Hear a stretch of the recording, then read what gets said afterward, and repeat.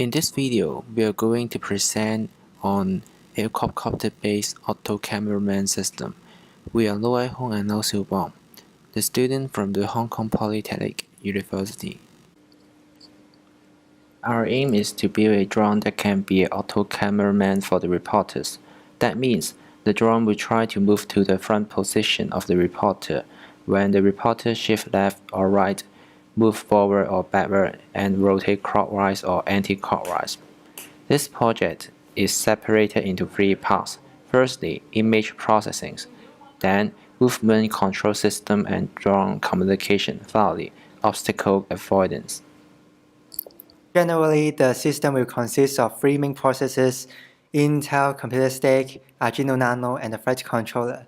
So for the Intel computer stack, it will capture the image of the journalist from the camera and into the Intel computer stack and output some PID functions to control the drone. And also, there are three main inputs to the Arduino Nano, including the UART signal and the remote controller signal and the hour distance sensors. So it will also output the PPM signal, and if there is some problems of the drone, we can switch on the CD switch and the signal will pass through the Arduino and the remote controller can directly control the drone. So to decide whether the drone should turn to the right, left, front, or even backward, there is a markers on the microphone held by the journalist. So for the front side of the marker, there are two blue rectangular markers. So for the right side, there are two purple markers on the right side, and for the left side, there are two pink markers on that side. So this is a flowchart showing the general control logic for determining the movement of the drone. At the beginning, the software will capture a frame from the camera. Then the frame will be used on color detection. If the detection color markers are not located at the center of the frame, the software will control the drone shift left or right according to the result. If the detected color markers located at the center, it will check whether the color markers for color 1 or 3 exist or not. If yes, the drone will start turning until only markers with color 2 are detected. Then I will talk about how to collect the necessary data for controlling the drone by some detections and estimations. So, the first one is the color detection. In this system, color detection is used to track the markers on the microphone case. Hans Low wrote a program on checking color objects by color filtering with HSV values using OpenCV. However, his program can only detect a single color. So, we use his program as a reference to develop our program, which can detect multiple colors. First, a frame will be captured by the camera and converted into HSV format. Then, 4 steps will be applied on the HSV film in order to filter out different color markers. The first step is to filter the frame using an upper range HSV values. Secondly, the frame is filtered again by the lower range HSV value. Next, the filtering results are combined. Finally, the number of objects filtered out and the coordination of each object are calculated. The reason why the frame needs to be filtered with 2 sets of values for each color is to prevent that the color markers cannot be detected due to light refraction on the markers, which may change the required HSV value to filter the color marker. However, there are many color objects around us and it may cause false tracking. So, some verifying step is applied on the result of color detection to avoid false tracking. Firstly, the detection result is rejected if there are more than 10 objects is filtered out. Then, Objects with the area more than 5,000 pixels is rejected. Effects due to noise and background color can be eliminated by this two-step. Finally, among all the obtained objects, two objects with the biggest area are selected. The on-screen distance between their coordinations is measured. If the distance is within a predefined range, the detection result is accepted. So, why the on-screen distance between the centers of two objects with the biggest area need to be measured? Firstly, two objects with the biggest area are the two color markers in most of the case. Moreover, the size and the separations among the markers on the microphone case are known and fixed. That means the on-screen distance between the centers of the markers must vary within a range. Therefore, it can be used to ensure the two objects selected out are the markers pairs.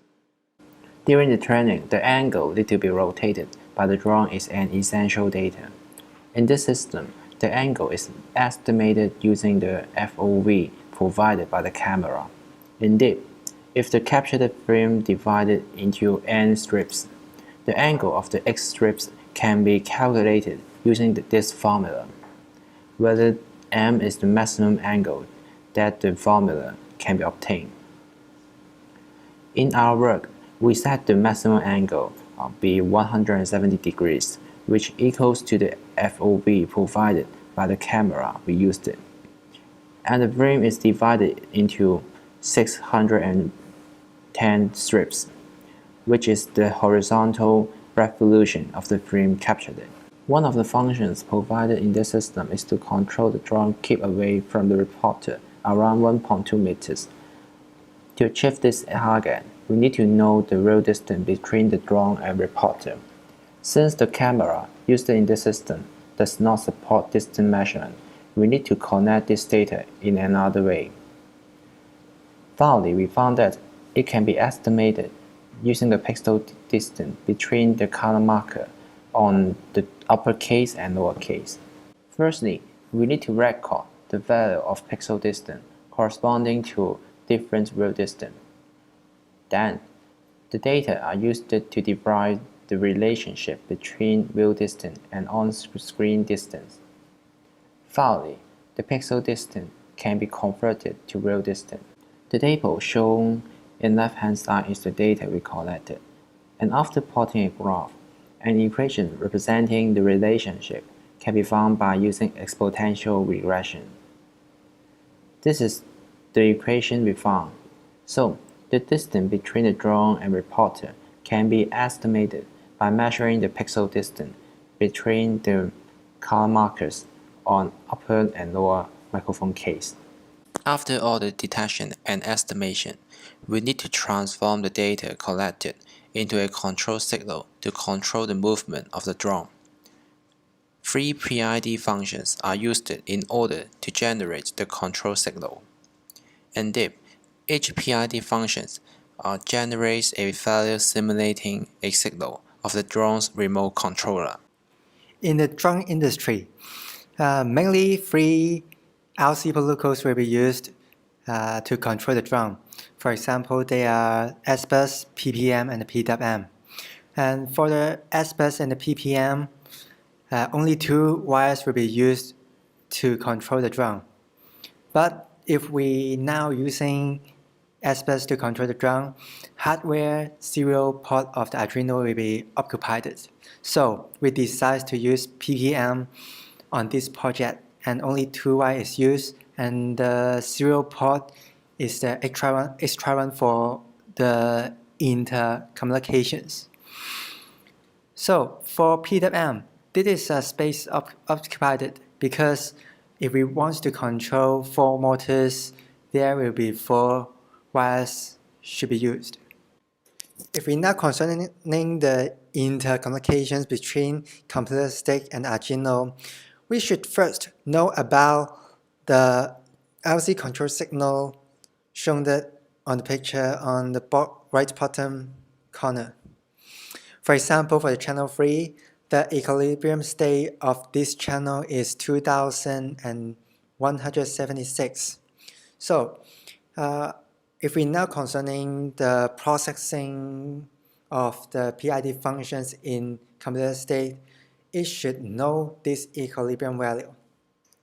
After processing the whole PID functions and send the output through UART to the Arduino.